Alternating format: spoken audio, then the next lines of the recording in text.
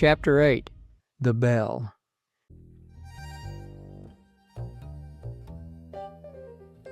The bell above the door at Arkwright's let out that same slow, heavy chime, less welcome and more warning. Louis was right where you'd expect him, slouched behind the counter, headphones on, locked into a boss fight like it was life or death. His thumbs flew. The screen lit his face in flashing colors, oblivious. A heavy thud hit the counter. He flinched, dropped his game. It was the busted manifester. And behind it, the man, as unhappy as always. "Louis," the man said, calm, but edged with annoyance. Louis pulled off his headphones, still catching his breath. "Oh, Mr. Wallace." He straightened a little. Hi." He gave a small, uneasy chuckle. "How are things going on your side of the neither world?" Wallace didn't return the joke. Didn't even acknowledge it. "Your dad in the back?" he asked. "No, sir. Is he ever?" Louis said with another laugh, trying to lighten the mood. Wallace's expression made it clear he wasn't in the mood to be lightened. Louis' smile faltered. Yeah, no, but he should be back later today. You want me to tell him you stopped by? Just give him this.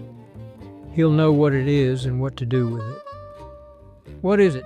Some kind of radio?" Louis knocked on the manifester like hitting it might bring it back to life.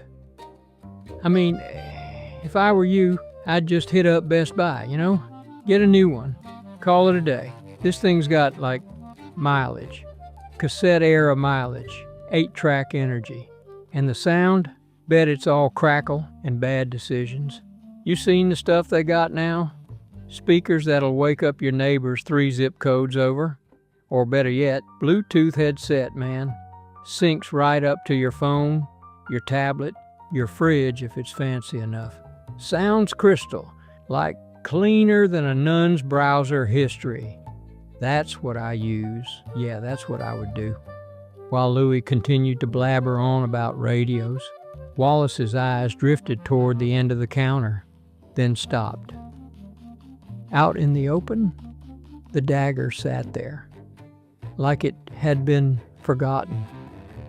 Something in Wallace's expression shifted. General annoyance giving way to something sharper. Anger. "Louis!" Wallace cut in, loud and sudden. Louis froze. "Yes, sir." He straightened immediately, mouth shut. Wallace grabbed the dagger and leaned in, his voice low, slow, and serious. "Where did you find this?" Resin's feet pounded the pavement. He was running, not walking fast, not slipping away with style. Running? He didn't know how the old man had kept up this long. He wasn't supposed to. Old, frail, gray-haired. A man who should have been winded just crossing the street. But every time Resin glanced back, he was there, following, and somehow gaining. The old man was flat out chasing him now. Resin sprinted through Forsyth Park, fast as he could move, breath sharp in his chest. But the old man was still keeping up. He risked another glance back, and what he saw nearly made him trip. The old man's eyes yellow, bright yellow. His gray hair whipped behind him as he ran, longer now, wilder. His hands, dark hair, crawling across the skin, ended in long, curved nails, almost claws. Not quite, but close enough to make Resin's blood run cold. He wasn't just closing in. He was changing right there in the daylight, before Resin's very eyes, turning into something else, something monstrous. Resin didn't have many options left. He couldn't outrun him. His only chance was try to outmaneuver him. Resin made a beeline for the nearest oak tree. The old man skidded slightly through the leaves as he turned, but never lost ground. Once Resin was a few feet from the tree, he jumped higher than he should have. He caught a branch and kept climbing, fast, higher. Just before the old man could leap, a blur of coat and instinct slammed into the space between them. Wallace. The old man skidded to a stop, loafers sliding through the leaves, nearly crashing into him. He froze, snarling, panting, teeth bared. Wallace didn't flinch. He just stood there, calm, solid, like he'd been waiting the whole time. "Good afternoon, Moran," Wallace said calmly. The old man, huffing and growling, lowered his head. "Afternoon, Warden? Outstretching your legs on this fine day?" Wallace's eyes flicked briefly toward the open park. "Bit bold, don't you think? This boy, he took what? This?" Wallace pulled the dagger from his coat pocket and handed it over to Moran. "Yes, well, now you've got it back, so." The old man, quickly becoming more human than animal, his eyes still burning yellow, looked up at Wallace, the dagger in his hand. "This boy," the old man wheezed, voice rough.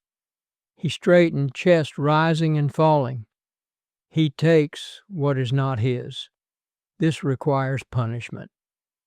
"You're getting winded in your old age, Moran. You ought to stick to walking your dog. And as for punishment," Wallace glanced up into the tree at Resin, "I'd say chasing him through half of Savannah's more than enough." The old man said, "This dagger is very important to me, family. You of all people know, and you've got it back," Wallace said.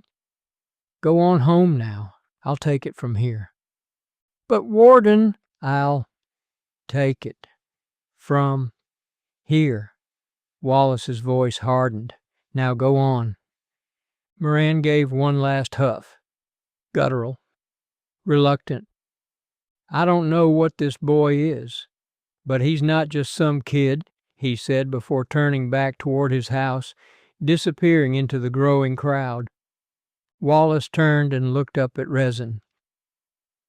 "You may have a point," he said under his breath. He walked to the base of the tree, looking up into the branches. A low chuckle escaped him, quiet but clear. "It's all right, kid. You can come down now," he called. Resin's heart still pounded. What could possibly be funny? "Oh, nothing," Wallace said. "Just reminds me of a dog chasing a kitty cat up a tree." Resin didn't find that nearly as amusing.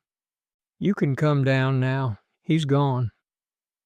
Resin looked out over the park from his perch in the tree and spotted the old man heading back home. "Okay, seriously, what in the actual hell was that?" "His name's Moran. Decent enough fella most days. Lykins can have a temper." Wallace caught his slip, but didn't think the kid did. He shrugged it off. "What did you just say?" Resin asked as he climbed down, boots hitting the dirt. "What? Oh, nothing." Wallace waved it off and changed the subject. "That was some jump, kid. 15 feet, easy. Not many people can pull that off." "I mean, I guess," Resin replied. "You always been that agile?" Wallace asked, testing the waters. "Yeah, but hey, that was not just an old man. That was some kind of monster. Watch your mouth," Wallace snapped, his tone shifting instantly. "That word, that's what people use when they're scared of what they don't understand."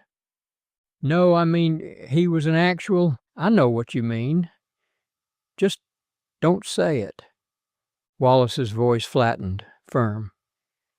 Some things prefer to stay unseen. They keep quiet, stay out of the way. But you go stirring the pot, run off with something that ain't yours. He gave Resin a look. Well, folks get a little testy. Testy? You call that a little testy? That thing almost killed me. But he didn't, Wallace said after a beat. Truth be told, I don't know a human who could have stayed ahead of someone like Moran, even in his old age. Wallace had seen a lot in his lifetime. Enough to know what's possible and what ain't. A kid like this staying one step ahead of someone like Moran, that shouldn't happen. He gave Resin a longer look. What'd you say your name was again? I didn't. Listen, something's not right. I've had this weird feeling, and it all started when I saw that dagger in the window. So you can tell me what's happening, or I'll take my chances with Old Man Monster. Either way, I know something's going on. Wallace looked at him, just for a second. Something in his expression shifted. All right, kid. You think you can handle it? Resin nodded. Wallace exhaled. Something told him there was more to this than he liked, and he wasn't looking forward to finding out what. His face settled back into that familiar, quiet scowl. Okay. Wallace rubbed his eyes. You hungry? Wallace turned and started walking, not waiting for an answer. Resin followed, leaving the park behind, not knowing where he was going, not knowing much of anything anymore.